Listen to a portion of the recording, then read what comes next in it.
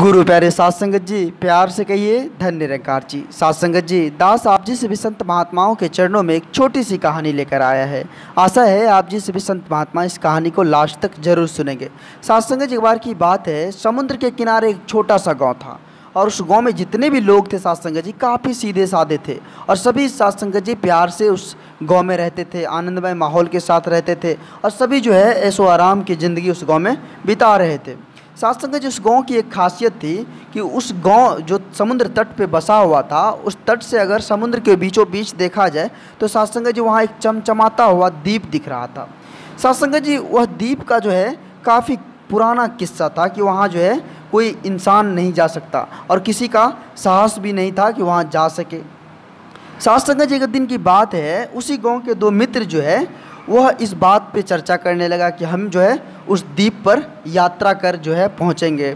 साथ संगत जी, दोनों ने विचार किया और जो है दोनों रात में निकलने का जो है प्लान बना लिया कि रात में चलेंगे और रात में चलेंगे तो गांव का भी लोग जो है थोड़ा कम देखेंगे, कोई नहीं देखेंगे तो हम लोग जो है आसानी से चल देंगे।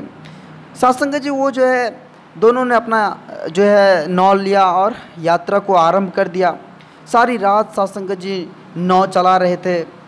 तो जैसे ही सुबह हुआ, साथ संगत जी वह देखा कि वहीं का वहीं है जहाँ पर वो साथ संगत जी नाव पे चढ़े थे, वहीं का जस का तस था। अब साथ संगत जी, अफसोस की बात थी कि वो लंगर जो था वो खींचना भूल गया था। साथ संगत जी, बड़ा पछतावा हुआ दोनों को कि लंगर नहीं खींच पाए, हम लोगों को रात में पता भी नहीं चला। फिर लंगर खींचा और साथ संगत जी नाव चलाने लगे। फिर रात में ही यात्रा कर रहे थे। साथ संगत जी पूरी रात नाव चलाते रहे। फिर सुबह हुई। साथ संगत जी, जैसे ही सुबह हुई फिर देखा तो फिर जहाँ का तहाँ ही था। नाव साथ संगत जी 1 इंच भी आगे नहीं बढ़ा था। फिर अफसोस की बात थी, दोनों सोच में पड़ गए कि आखिर क्या कारण था।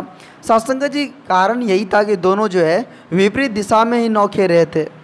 अब तो साथ संगत जी, नाव कहीं विपरीत दिशा में चलाएं तो 1 इंच भी आगे बढ़ सकता है क्या? ऐसा ही हुआ। साथ संगत जी 1 इंच भी नाव नहीं आगे बढ़ा। अब तो और ज़्यादा अफसोस होने लगा कि ये 2 रात हो गया है, अभी तक नाव 1 इंच भी आगे नहीं बढ़ा है। साथ संगत जी, तीसरी रात को भी वे दोनों फिर से तैयार हुए और जो है फिर लंगर खींची और फिर साथ संगत जी वह अपना दिशा भी निर्धारित कर लिया। फिर चलने लगा साथ संगत जी। फिर जो है चलते चलते फिर रात में ही उनका यात्रा था। साथ संगत जी, फिर से वही बात, रडार की दिशा नहीं बदली और पूरी रात एक ही जगह घूमते रह गए। अब तो साथ संगत जी दोनों जो है असमंजस में पड़ गए, दोनों पस्त हो चुके थे। साथ संगत जी दोनों फिर नाव को साइड करके जो है एक बुजुर्ग से जाकर सलाह लिए कि उसने कहा कि देखिए, हम लोग जो है रात में यात्रा करते हैं और इस तरह की बात हो जाती है। तो साथ संगत जी वो बुजुर्ग थे उनको सलाह दिए कि तुम लोग जो है रात को यात्रा मत करो, अभी जो है वायु का जो है प्रवाह जो है वो दिन को यात्रा करने योग्य है। तुम दोनों जो है दिन को अपना नाव जो है चलाओ, यात्रा करो, दिन की यात्रा शुभ रहेगी। साथ संगत जी, फिर अगले दिन सुबह दोनों मित्र जो है चले, फिर लंगर हटाया, एक साथ नाव खेने लगे। साथ संगत जी, रडार का भी ध्यान रखा। फिर नाव आगे बढ़ चली। साथ संगत जी बहुत आगे बढ़ने के बाद जो है साथ संगत जी उसे एक मछुआरे जैसे ही दिखा तो फिर साथ संगत जी मछुआरे ने उससे कहा कि अगर तुम उस द्वीप पर जाना चाहते हो तो तुम्हें उस द्वीप पर कुछ मिलेगा नहीं, खाना के लिए भी कुछ नहीं मिलेगा, तुम जो है क्या करोगे फिर वहाँ? साथ संगत जी दोनों दोस्त विचार किए, चलो अगर समुद्र में ऐसी कोई बात है, कुछ नहीं मिलने वाला है तो मछली ही पकड़ लेते हैं, वहाँ जाकर हम लोग मछली का ही भोजन कर लेंगे। तो साथ संगत जी दोनों दोस्त जो है वो मछली पकड़ने लगे। जैसे ही मछली पकड़ने लगे तो उनमें से एक दोस्त देखा कि शार्क उधर से आ रहे हैं, बड़ा मुंह खोले हुए साथ संगत जी उनकी तरफ बढ़ रहा है। तो जैसे ही वह एक दोस्त जो था वो कूद गया। साथ संगत जी कूदने के बाद जो है वह दूसरे जहाज पर जाकर चढ़ गया। फिर वापस वह साथ संगत जी गाँव आ गया। लेकिन उस पर दूसरा दोस्त जो था साथ संगत जी, वह हिम्मत नहीं आ रहा, वह जो है शार्क के मुँह में पतवार घुसा दिया, जिसे शार्क साथ संगत जी भाग गया वहाँ से। हिम्मत देखिए साथ संगत जी। अब साथ संगत जी वह जो है आगे बढ़ते चला, करीब कुछ घंटे चलने के बाद वह जो है द्वीप पर पहुँच गया। साथ संगत जी द्वीप जो है काफ़ी वीरान था, बंजर था, क्योंकि वहाँ कोई जीवन का कोई चिन्ह ही नहीं था। तो साथ संगत जी वह जो गया था वह काफ़ी उदास हो गया कि यहाँ कोई जीवन का चिन्ह भी नहीं है, हम क्या करें, यहाँ आकर तुम्हें पछतावा हो रहा है। तो साथ संगत जी उन्होंने सोचा कि यहाँ का 2 पत्थर जो है जेब में डाल लेते हैं ताकि बच्चे भी तो खेलेंगे। वो पत्थर ले लिए साथ संगत जी और फिर वापस जो है आ गए।